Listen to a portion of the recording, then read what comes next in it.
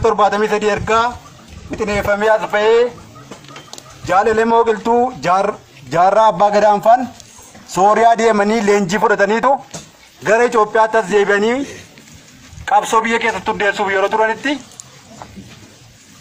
jaalala mooqiltuun karaa Affaariin dhufee jaarraa abbaa gadaan karaa Sumaalee dhufee Sumaaleen maal goote waggaa 4 ji'a 5 jaarraa abbaa gadaa Sumaaleen jaalala mooqiltuun Oromiyaa seenee Harargee baa keessatti carcar xirroo keessatti tuuru kaasu dargiidhaan wareegame seenaa qabsoo adda bilisummaa Oromoo keessa akeekaaf kaayyoon kun akeeka dhugaa uummata Oromoo lafasaa namasaa mukasaa utuu nambisin bilisummaadhaan uummanni Oromoo akka jiraatu wareegama kaffaluu guyyaa jaalala mooqiltuun Harargee keessatti meeshaa dhugaati jalqabee kaayyoon adda bilisummaa Oromoo faajjii har'a nuti as keessatti dhaabne dhiigaaf lafee jaallaniidhaan dhaabate moggaa lamaan diimtuu gidduun magariisa urjii qara soddomaan marfamtee gidduu ishee odaa taate gad dhaabate sun akka qoosaatti namni guyyaa sana gad dhaabate jechuudha. Kun agarraa gannoota 50ffaa lakkoofsisaa jira. Ammayyuu galman keenya daandiirra jira jechuudha.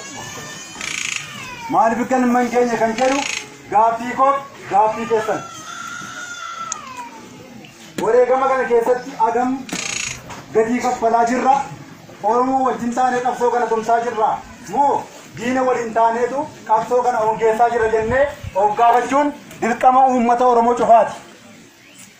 Qeerroon, qarreen, abboon, aayyoon qabsoo kana keessatti qooda fudhataa jirtu moo diina waliitu waraana keessanitti dhukaasaa jirtu? Kun gaaffiidha. Bara 1991 addi bilisummaa Oromoo